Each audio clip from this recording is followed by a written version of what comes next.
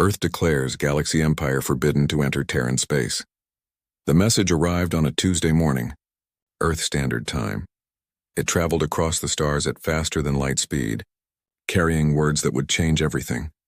In the headquarters of the Galactic Terran Alliance in Geneva, technicians stared at their screens with wide eyes. They had received messages from alien civilizations before, but never one like this. Secretary General Maria Santos sat in her office, reading the translated message for the third time. Her dark eyes narrowed with each word. Beside her stood Admiral Jackson Reeves, a tall man with gray hair and a face that had seen too many battles. He watched her carefully, waiting for her reaction.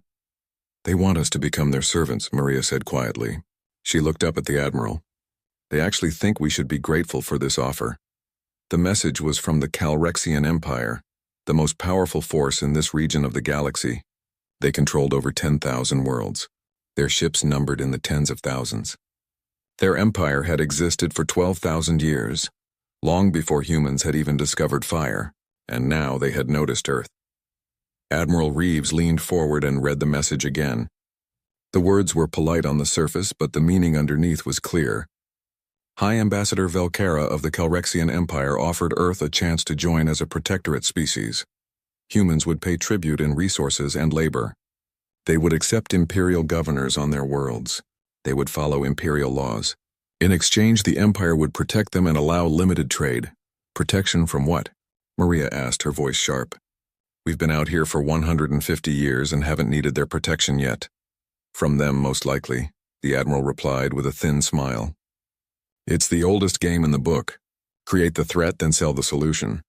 Maria stood and walked to the window. Below, the city of Geneva stretched out under a clear sky. Beyond that city were billions of humans living on Earth, Mars, the moons of Jupiter and Saturn, and dozens of colony worlds within 50 light years. They had built all of this themselves without the Empire's help. "What do we know about them?" she asked. Admiral Reeves pulled up a holographic display. Images of Calrexian ships appeared, large and powerful, covered in armor and weapons. "They're strong. Very strong. Their technology is more advanced than ours in many ways. They have energy shields, faster FTL drives, and directed energy weapons that can cut through most known materials. But," Maria heard the unspoken word in his voice. "But they're arrogant," the Admiral continued. "They've been the dominant power for so long that they've forgotten how to really fight. They roll over smaller civilizations with overwhelming force. Most species surrender without firing a shot." Maria turned back to face him. "And the ones that don't surrender? There haven't been many. The Empire made examples of the first few rebels thousands of years ago. After that, everyone else learned to submit." He paused. "There's something else you should know. 50 years ago, when we first started exploring beyond our solar system, we encountered a Calrexian scout ship. They tried to claim one of our mining colonies on Tau Ceti Prime." Maria's eyes widened. "I never heard about this." "It was classified at the highest levels. Only a handful of people knew." Admiral Reeves pulled up another file. "The scout ship demanded that our miners leave immediately. When they refused, the Calrexians opened fire. They killed 37 people before our defense force arrived and destroyed their ship." "We destroyed an imperial ship?" Maria felt her heart beat faster. "Yes, and we learned something important. Their ships are powerful, but they rely too much on their shields and energy weapons. They're designed to fight other ships like themselves. They weren't ready for kinetic weapons, physical projectiles moving at high velocity. Our missiles punched right through their shields." Maria absorbed this information. "So we've been preparing for this moment for 50 years. "Every day since," the Admiral confirmed. "We knew they would come eventually.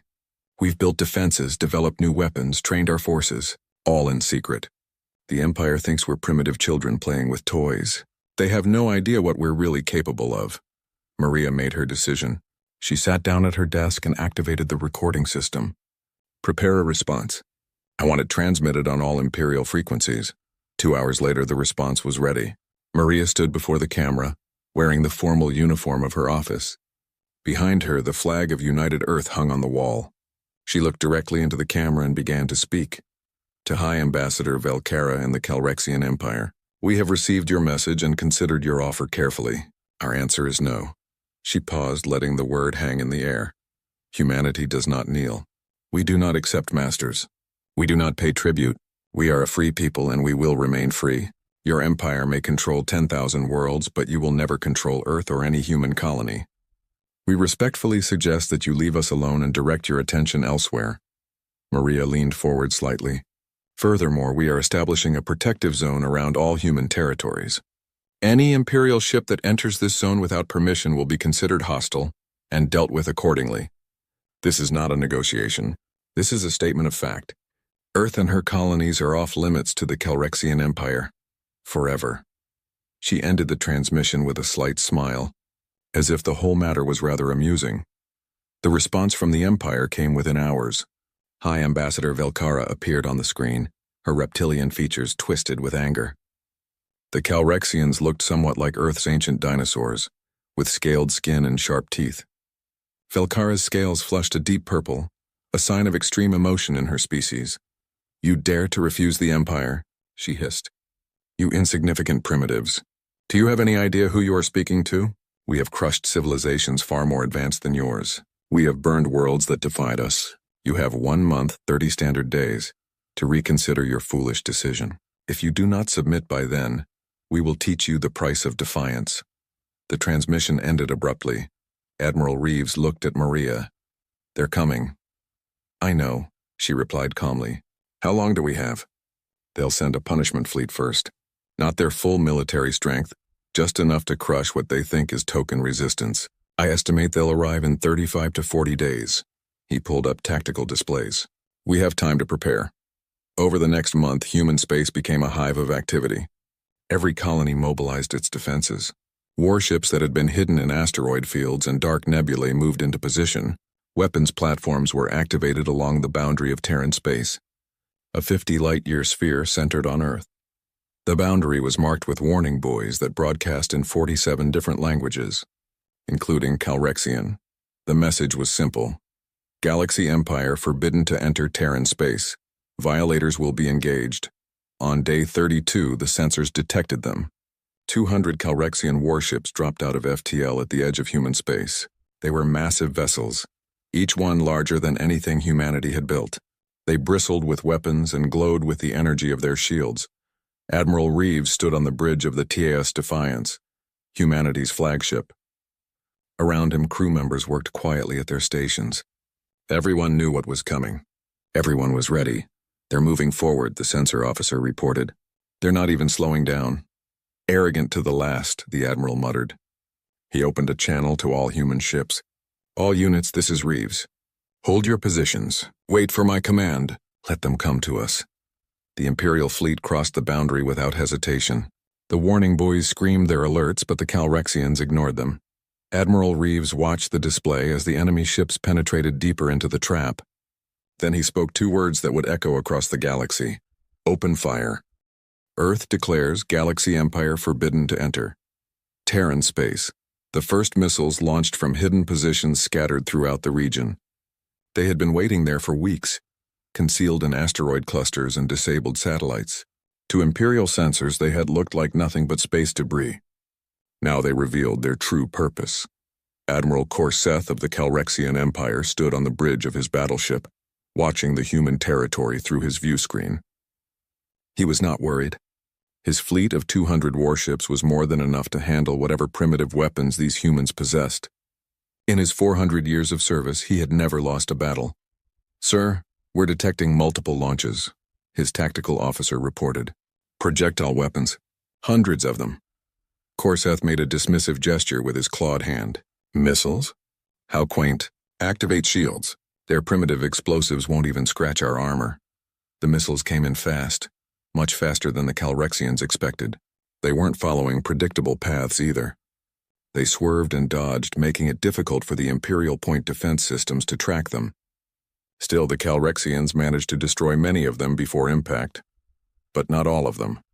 The first missile hit an Imperial destroyer on its port side. The shield flared brightly, absorbing the impact. But the missile didn't explode. Instead, it punched through the shield like a knife through cloth and embedded itself in the ship's hull. Half a second later, it detonated from the inside. The destroyer broke apart in a brilliant explosion. "What?" Corseth stared in disbelief. "How did it penetrate our shields?" "Unknown, sir." The tactical officer's voice rose in panic. The projectile was solid matter, moving at extreme velocity. Our shields are designed to deflect energy weapons, not physical objects at that speed. More missiles struck home. Imperial ships began to die, their shields useless against the kinetic warheads. Korseth realized too late that he had made a terrible mistake. These humans had studied the Empire's technology and found its weakness. "All ships evasive maneuvers," he shouted. "Return fire!"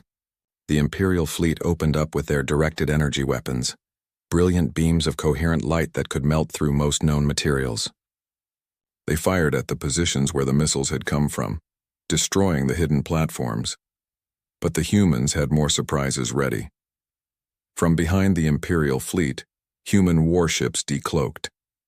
They were smaller than the Calrexian vessels, sleeker and faster. They moved with an agility that the massive Imperial ships couldn't match. Where Calrexian ships were designed to pound enemies into submission with overwhelming firepower, human ships were built to strike and fade away. Admiral Reeves watched from the bridge of the Defiance as his plan unfolded. "All ships, attack pattern Delta. Hit them hard and don't stay still." The human fleet swept through the Imperial formation like wolves among sheep. They fired their kinetic weapons at close range, then used their superior maneuverability to dodge the return fire. The Calrexians tried to bring their heavy weapons to bear, but the humans were too fast, too unpredictable. One human destroyer, the TAS Retribution, flew directly beneath a Calrexian battleship and released a spread of mines. The mines attached themselves to the battleship's hull with magnetic clamps. 5 seconds later, they exploded in sequence, tearing open the ship's belly. Atmosphere vented into space and the battleship began to list to one side. Korseth felt fear for the first time in centuries. His fleet was being torn apart. He had lost 30 ships in the first 10 minutes of combat. His remaining vessels were scattered and confused, unable to form an effective defense. "Deploy the electronic warfare suite," he ordered. "Jam their communications. Blind their sensors." The Calrexians activated their jamming systems, filling space with interference. But the humans had anticipated this too. Their ships switched to laser-based communications, tight beam transmissions that couldn't be jammed. They continued to coordinate their attacks with perfect precision. A human cruiser, the TAS Vengeance, targeted Korseth's flagship. It fired a weapon the Calrexians had never seen before. A magnetic accelerator launched a solid tungsten rod at a significant fraction of light speed. The projectile crossed the distance in seconds. The rod hit the flagship's shield and simply passed through it, barely slowing down. It struck the ship's main reactor, and the resulting explosion tore the flagship in half. Korseth found himself floating in the wreckage, his command chair torn away by the blast. Emergency systems sealed his armor, providing him with air. He watched through the transparent faceplate as his fleet died around him. Human ships moved through the carnage like dancers, graceful and deadly. After 40 minutes of battle, the Imperial fleet was destroyed. Of the 200 warships that had entered human space, only 60 remained intact. Those ships fled back across the boundary, their captains too shocked to think of anything but survival. Korseth was rescued by one of the retreating ships. He sat in the medical bay staring at nothing. His career was over. His reputation was ruined. But worse than that, he had learned a terrible truth. Humans were not primitives. They were predators.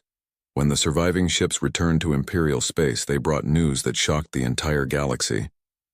The mighty Calrexian Empire, undefeated for thousands of years, had been humiliated by a species that most had never heard of. High Ambassador Velkara received the report in her chambers on the Imperial homeworld. She read it 3 times, unable to believe what she was seeing. 70% casualties. The fleet routed. Admiral Korseth disgraced and awaiting trial. She immediately contacted the Imperial Palace and requested an audience with the Emperor. Within an hour, she stood before the throne of Zarthul IX, the ruler of 10,000 worlds. Emperor Zarthul was ancient, even by Calrexian standards. He had ruled for 800 years, and in all that time no one had dared to challenge his authority. He listened to Velkara's report with growing anger. "Explain to me," he said slowly, his voice dangerous, "how 200 of our warships were defeated by these humans." Velkara chose her words carefully. "They used tactics we did not anticipate, Your Majesty. Their weapons are designed specifically to counter our defenses. They have clearly been studying us for some time. And you did not know this?" The Emperor's eyes narrowed. You assured me that these humans were backward, easy prey. I was mistaken, Your Majesty. Velkara bowed her head. I underestimated them. I will accept whatever punishment you deem appropriate. The Emperor was silent for a long moment.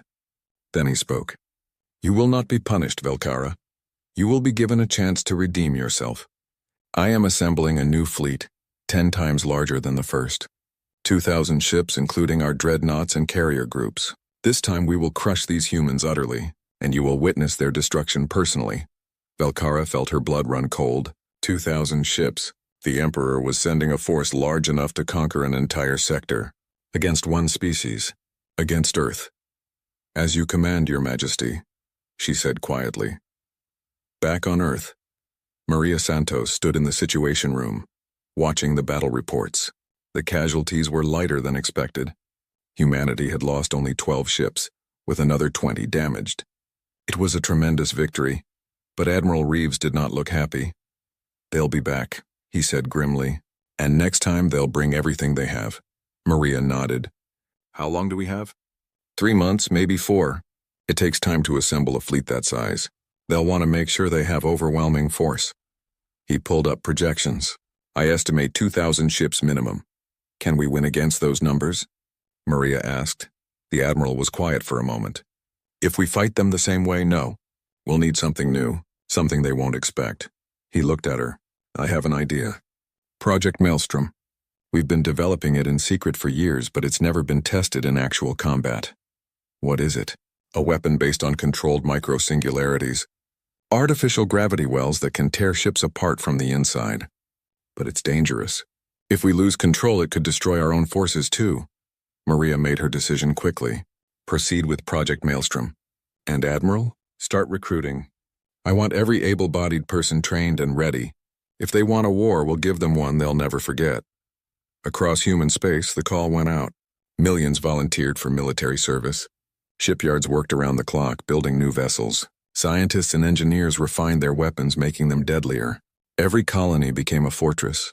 Humanity prepared for the storm that was coming. Earth declares Galaxy Empire forbidden to enter. Terran Space Emperor Zarthul stood before the assembled War Council in the Grand Chamber of the Imperial Palace. Behind him, a holographic display showed the location of Earth and its colonies, a tiny cluster of stars that had become the Empire's greatest embarrassment. We will not make the same mistake twice, the Emperor declared. This time we send our finest commander with a fleet large enough to obliterate their entire civilization. From the shadows stepped War Master Thexral, a legend among the Calrexian military. He had fought in 40 campaigns and conquered rebellious systems across the galaxy. His scales were dark with age, and scars covered his body from countless battles. Where other commanders relied on overwhelming force, Thexral was known for his cunning and patience.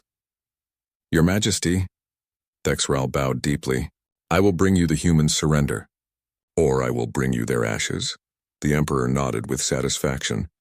You have 2,000 ships at your command. Dreadnoughts, carriers, battle cruisers. The finest vessels in the Imperial fleet. Do not disappoint me. I will not, Your Majesty. While the Empire prepared its armada, Thexral studied everything known about humans. He watched recordings of the first battle again and again, analyzing human tactics. He read reports from the few survivors who had escaped. He even interviewed the disgraced Admiral Corseth, who sat in a military prison awaiting his fate. They fight like nothing I've ever seen. Corseth told him through the prison's communication system. No honor, no formation, no predictable patterns. They strike from nowhere and vanish before you can respond. And their weapons, they know exactly how to hurt us. Did you notice any weaknesses? Thexral asked. Corseth thought for a long moment. Their ships are small, fast but lightly armored. A direct hit from our main weapons destroys them instantly. The problem is getting that hit. They're too quick, too agile. Thexral nodded slowly. Then we must find a way to slow them down. Over the next 3 months, the War Master prepared his strategy. He would not simply charge into human space as Corseth had done. He would advance carefully using scout ships and drones to detect traps. He would employ his own electronic warfare to disrupt human communications. And he would bring weapons specifically designed to counter human tactics. Meanwhile, the Emperor issued orders to other species in the galaxy. Any civilization that traded with Earth would face imperial sanctions. Any ship caught supplying humans with resources would be destroyed. The Empire would strangle humanity economically while crushing them militarily. Most species obeyed immediately. The Calrexian Empire was too powerful to defy. But a few neutral worlds far from imperial control quietly continued their trade with humans. They saw an opportunity. If the humans could weaken the Empire even slightly, it might create room for others to breathe. On Earth, Admiral Reeves stood in a secret facility deep beneath the surface of Mars.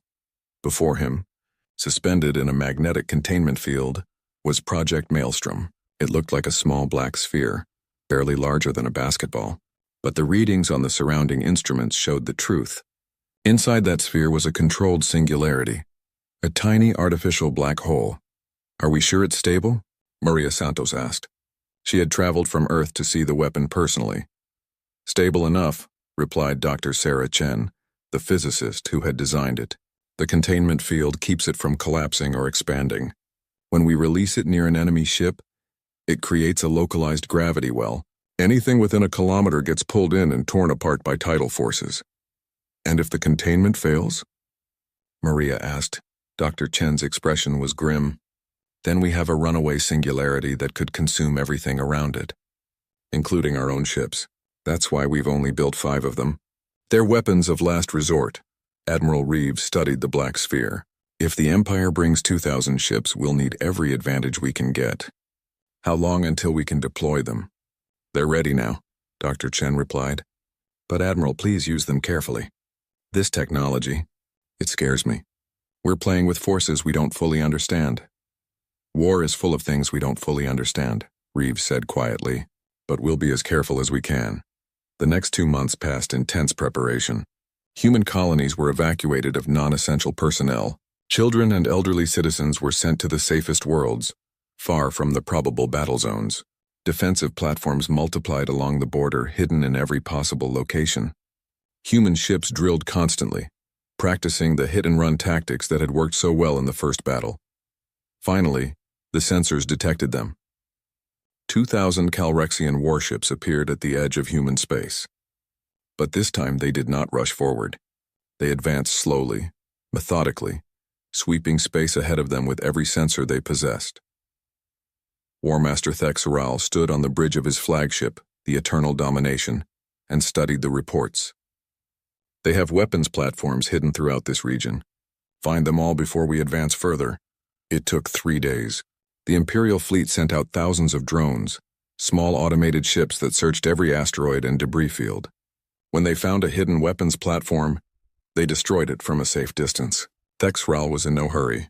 He would not fall into the same traps that had destroyed Corseth's fleet. Admiral Reeves watched the Imperial advance from the Defiance. "They've learned," he said to his staff. "This commander is smart. He's taking his time. Why should we attack now?" asked Captain Williams, his second-in-command. "No, let them think they're being clever. Let them destroy the outer platforms. Those are just the bait." Reeves pulled up a tactical map. "We let them penetrate to here, the Kepler Belt. Then we spring the real trap." The Kepler Belt was a region of space thick with asteroids and ice, located 30 light-years from Earth. Human forces had spent months fortifying it, building hidden bases inside the larger asteroids and positioning their strongest weapons platforms there. If the Empire wanted to reach Earth, they would have to go through the Kepler Belt. Thex Ral's fleet advanced into the belt cautiously. His sensors detected human ships ahead, taking defensive positions among the asteroids. He smiled coldly. "They're going to make their stand here. Good. We have the numbers to overwhelm them." He divided his fleet into 3 groups. The first group would engage the human ships directly. The second would flank them from above. The third would sweep around below, cutting off any retreat. It was a classic encirclement tactic, one that had won Thex Ral dozens of victories. "All units advance on my command," he ordered. "Remember, our shields have been recalibrated to better handle their kinetic weapons. We will not be as vulnerable as before." The battle began as the first Imperial group moved forward.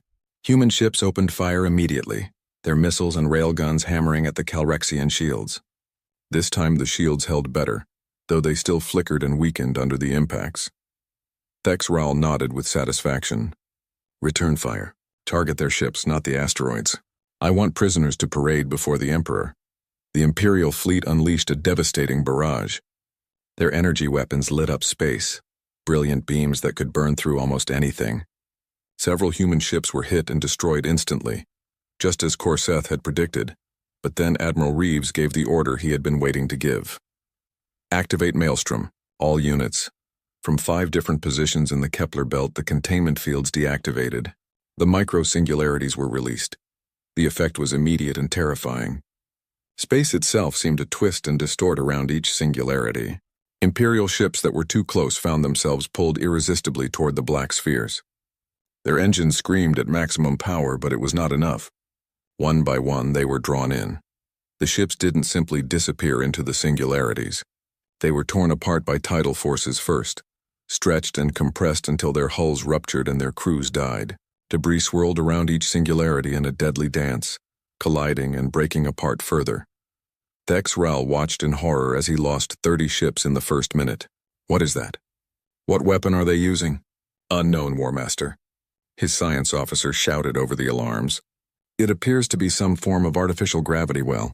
Our ships can't escape once they're too close. Pull back. All units retreat to safe distance. Thex Ral's mind raced.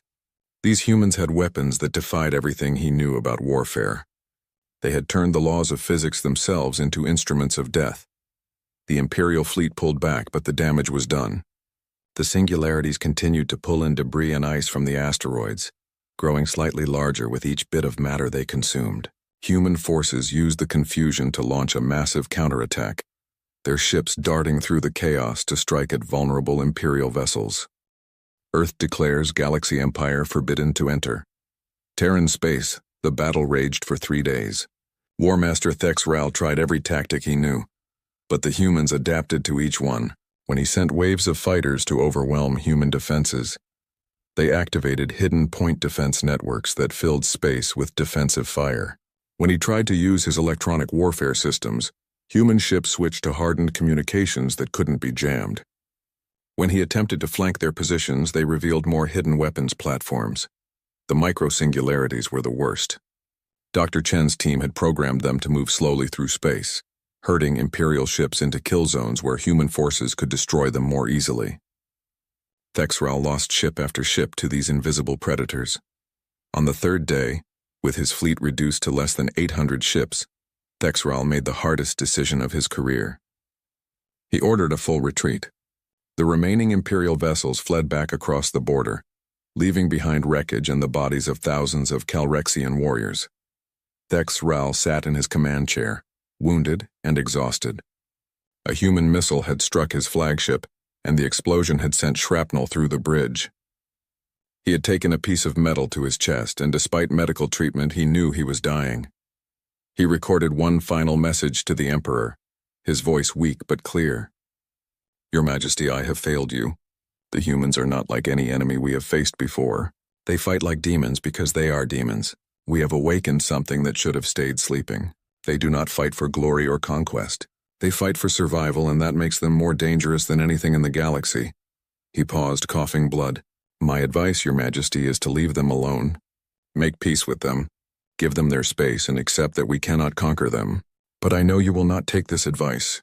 Your pride will not allow it. So I say this. When you send the next fleet, send everything.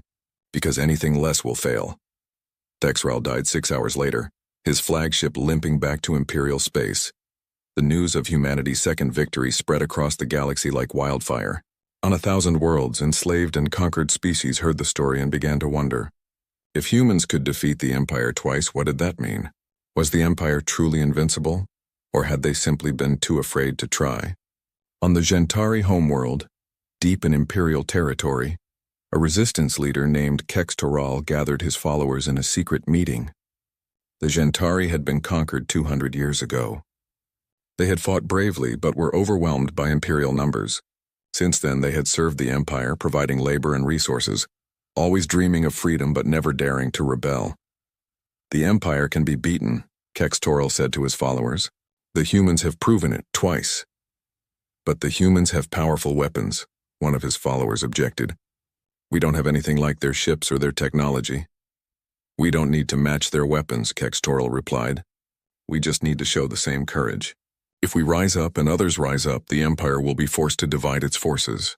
They can't fight wars on 100 fronts at once. Within weeks, sabotage incidents began across Imperial space. Factories producing war materials mysteriously exploded. Supply convoys were ambushed. Imperial governors found themselves targets of assassination attempts. It was nothing coordinated yet, just individual acts of defiance from species that had been silent for generations. 3 major client kingdoms, civilizations that had willingly joined the Empire in exchange for protection and trade, declared their independence. The Kingdom of Vexthar, the Confederation of Talsin, and the United Clans of Mortek all announced they were leaving the Empire. They cited humanity's resistance as inspiration. Emperor Zarthul watched his empire begin to fracture, and his rage grew. In 1 month, he had lost control of dozens of systems. Rebellion was spreading, and it was all because of one small species that refused to submit.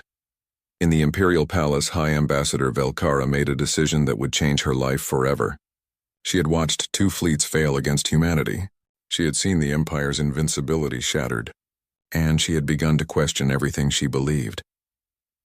Late one night, she accessed the Imperial Intelligence Archives and downloaded everything related to human space. Maps, communications, tactical analysis, everything. Then she boarded a small, fast ship and fled toward human territory. 3 days later, she transmitted a message on human frequencies. "This is High Ambassador Velkara of the Calrexian Empire. I wish to defect. I have information that may help you. Please do not fire on my ship." The message was received by a human patrol ship near the border. The captain was suspicious, but Admiral Reeves ordered that Velkara be brought to Earth under guard. Maria Santos met the Calrexian ambassador in a secure facility in Geneva. Velkara looked different from her previous transmissions. Her scales were dull, and she moved like someone carrying a heavy burden. "Why should we trust you?" Maria asked directly. "You called us primitives. You supported the invasion." "Because I was wrong," Velkara replied simply. "I spent my entire life believing the Empire was righteous, that we brought order to chaos. But watching your people fight for their freedom opened my eyes. The Empire doesn't bring order. It brings slavery." She activated a data device and projected maps and documents. "The Emperor is preparing a 3rd attack. This time he won't send a fleet to conquer you. He'll send a fleet to destroy you. He's activating ancient weapons from the Empire's founding wars. Planet killers. Weapons that can crack worlds apart." Maria felt ice in her veins. "Why are you telling us this?" "Because you deserve to live," Velkara said quietly. "And because I hope that if you survive, you might help free others from the Empire's grip. My people and dozens of others are prisoners of a system that has existed for too long. You've shown that it can be broken." Admiral Reeves studied the data Velkara had brought. "These planet killer weapons, are they operational?" 3 of them are being prepared now," Velkara confirmed. "They're called world breakers. Ancient dreadnoughts from the era when the Empire was first expanding. They each carry a weapon that can destabilize a planet's core, causing it to tear itself apart from the inside." Maria made her decision quickly. "We can't wait for them to bring those weapons to us. We have to strike first." Admiral Reeves nodded. "Agreed. But striking Imperial territory is different from defending our own space. We'll be going deep into enemy territory and we'll be outnumbered." "Then we don't fight their main fleet," Maria said. "We go after their shipyards. If we can destroy where they build their ships, we cripple their ability to make war." Over the next week, human intelligence identified 3 major Imperial shipyards. These facilities produced the majority of the Empire's warships. They were heavily defended, but they were also far from the main Imperial fleet, which was gathering to invade human space. Admiral Reeves assembled a strike force of 200 ships, fast raiders and heavy cruisers. He divided them into 3 groups, each targeting 1 shipyard. The mission was simple: get in, destroy the shipyards, and get out before Imperial reinforcements could arrive. "This is going to be dangerous," he told his captains in the briefing. "We're hitting them in their own territory. Some of us won't be coming back, but if we succeed, we buy humanity time, maybe even peace." Captain Jennifer Park of the TASS Resolute raised her hand. "What about civilians?" "These shipyards probably have thousands of workers. We send evacuation warnings 30 minutes before the attack," Reeves replied.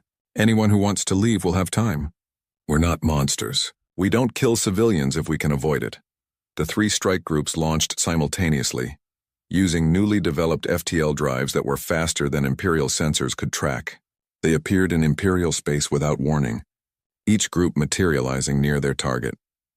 At the Corval shipyard, one of the largest in the Empire, alarms began screaming as human ships appeared from nowhere. Station Commander Dalresh stared at his displays in shock. How did they get here? This is 10 systems deep into Imperial space. The human ships broadcast their warning. Evacuation alert. This facility will be destroyed in 30 minutes. All personnel should evacuate immediately. This is not a drill. Dalresh wanted to laugh at the audacity, but he saw the human ships positioning themselves around the shipyard. They were serious. He gave the order to evacuate. Workers fled to escape pods and transport ships, streaming away from the station in a panic. 28 minutes later, the human ships opened fire. Missiles and railgun rounds tore into the shipyard structure. Explosions blossomed across the massive facility. Within 10 minutes, the shipyard was a twisted wreck, useless for building anything ever again. The other two strike groups had similar success. By the end of the day, 3 of the Empire's largest shipyards were destroyed. The human forces had lost 32 ships in the raids, but they had dealt the Empire a crippling blow. But Admiral Reeves had one more message to deliver. Before the strike groups returned to human space, they broadcast a transmission across all Imperial frequencies. The message showed footage of human soldiers helping Calrexian workers escape, human medics treating wounded Imperial personnel, and the destruction of military targets while civilian areas were left untouched. And then Maria Santos spoke, her face appearing on screens across the Empire. "We are not your enemies. We don't want to conquer Earth, declares Galaxy Empire, forbidden to enter Terran space." Emperor Zarthul watched the human broadcast in his throne room, surrounded by his advisors and generals. The destruction of the shipyards had cost the Empire years of production capacity. Worse, the human message was spreading across Imperial space, inspiring more rebellions. But what truly enraged the Emperor was the humiliation. These humans had struck at the heart of his empire and escaped.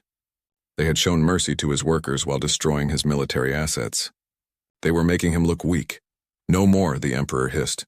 "I will lead the fleet myself. I will personally oversee the destruction of Earth."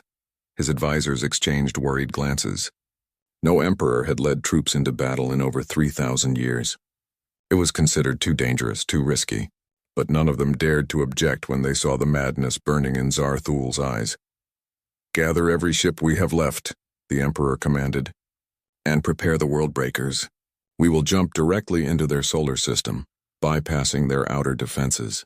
When we arrive at Earth, I will give them one final chance to surrender. If they refuse, I will activate the world breakers and turn their precious homeworld into rubble." Within 2 weeks, the Emperor's fleet was ready. 500 warships, including the 3 ancient world breaker dreadnoughts. They were massive vessels, each one 5 kilometers long, built in an age when the Empire conquered through terror. Their main weapons could crack planets apart by firing resonance beams into a world's core, causing catastrophic geological collapse. The fleet used an ancient FTL technology that few in the modern empire even understood. It allowed them to jump much farther than standard drives, but it was dangerous and unpredictable.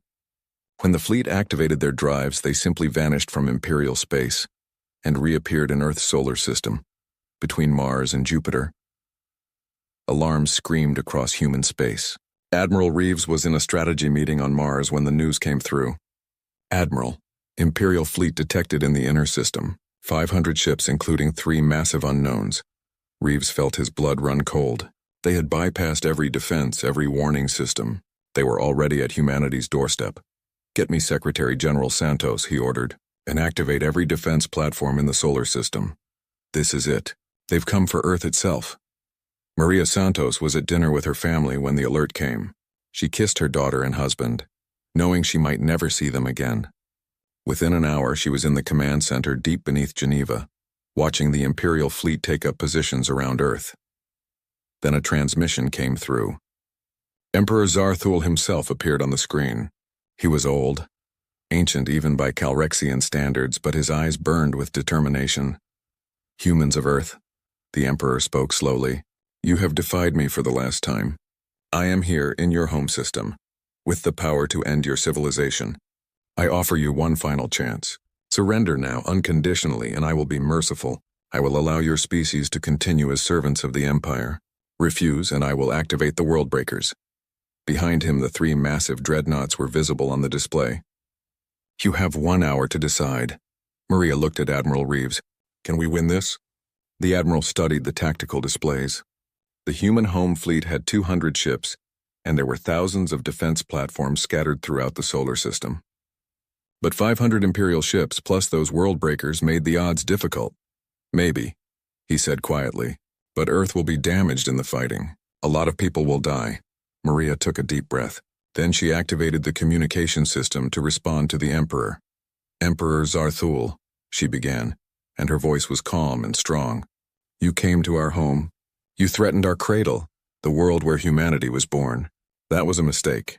She leaned forward and her eyes were hard as steel. Did you really think we wouldn't prepare for this exact scenario? You're not the first to threaten Earth. Throughout our history, we've faced extinction again and again. Asteroids, ice ages, plagues, wars. Each time we survived. Each time we became stronger. Maria smiled coldly. You wanted to see what makes humanity dangerous? Let me show you. She gave a signal, and across the solar system, hidden systems activated. The Emperor's fleet suddenly found themselves surrounded by weapons platforms that hadn't been there a moment before. They had been hidden on asteroids disguised as space debris, concealed inside moons, thousands of them. Every asteroid in the belt, every large rock floating in space, every moon and satellite, all of them revealed weapons. The solar system itself had become a weapon. Welcome to the Sol system, Maria said. The most heavily defended location in known space. We've had 150 years to prepare for someone like you, and now you're going to learn why you should have left us alone. Admiral Reeves was already giving orders. All ships, attack formation. Target the world breakers first. Every defense platform, focus fire on those 3 ships. Ignore everything else. If those dreadnoughts die, the Emperor loses his leverage. The Emperor realized too late that he had walked into a trap. He had expected to arrive with overwhelming force and dictate terms. Instead, he found himself in the middle of a kill zone surrounded by enemies. All ships defend the world breakers, he commanded. Activate their shields at maximum power. The battle that followed was the most intense in human history. The Imperial fleet tried to form a defensive perimeter around the 3 dreadnoughts, but human forces attacked from every direction. Defense platforms fired from the asteroid belt. Ships swooped in from Mars and the outer planets. Weapons hidden on Earth's moon opened up with devastating barrages. The 3 world breakers were powerful, but they were also old. Their shields were strong, but not designed for this kind of concentrated fire. Thousands of missiles and railgun rounds hammered at them simultaneously. Admiral Reeves personally led the assault on the Emperor's flagship, which was positioned near the largest world breaker. The Defiance and 50 other human ships formed a spear of steel and fire, driving straight through the Imperial formation. All power to forward shields, Reeves ordered. Ram speed. If we can't shoot through them, we'll punch through them. The Defiance shook as Imperial fire struck its shields. Warning alarm screamed. Systems overloaded, but the ship kept going, its engines burning at maximum. Behind it, other human ships followed, creating a corridor through the Imperial fleet. They reached the world breaker and unleashed everything they had. Nuclear missiles, kinetic rounds, plasma torpedoes. The ancient dreadnought's shields flickered under the assault. Then they failed. Without its shields, the world breaker was vulnerable. Human ships swarmed it like wolves, bringing down a great beast. They targeted its engines, its weapons, its command structure. Explosions rippled across its hull. Admiral Reeves saw an opportunity. The Emperor's flagship was close, too close to the dying world breaker. If he could destroy the world breaker in the right way, the explosion might take out the Imperial flagship too. Target the world breaker's reactor, he ordered. Full salvo. Everything we've got left. Sir, that will create a massive explosion, Captain Williams objected. We're too close. We'll be caught in the blast, I know, Reeves replied calmly. He activated the ship-wide communication system. All hands, this is the Admiral. It's been an honor serving with you. Today we make sure Earth survives. Today, we win. The Defiance fired its last weapons directly into the world breaker's reactor core. For a moment, nothing happened. Then the massive dreadnought simply exploded. A detonation so powerful it lit up the entire solar system. The explosion consumed the world breaker, the Emperor's flagship, and the Defiance itself. Emperor Zarthul had just enough time to realize he had lost before the fire took him. With the Emperor dead and their flagship destroyed, the Imperial fleet fell into chaos. The remaining 2 world-breakers tried to retreat, but human forces were relentless. One was destroyed by fire from Mars's defense platforms. The other was disabled by a spread of nuclear mines and boarded by human marines. The surviving Imperial ships surrendered within 3 hours. Maria Santos stood in the command center, tears streaming down her face. Admiral Reeves was gone. So many others were gone. But Earth still stood. Humanity had survived.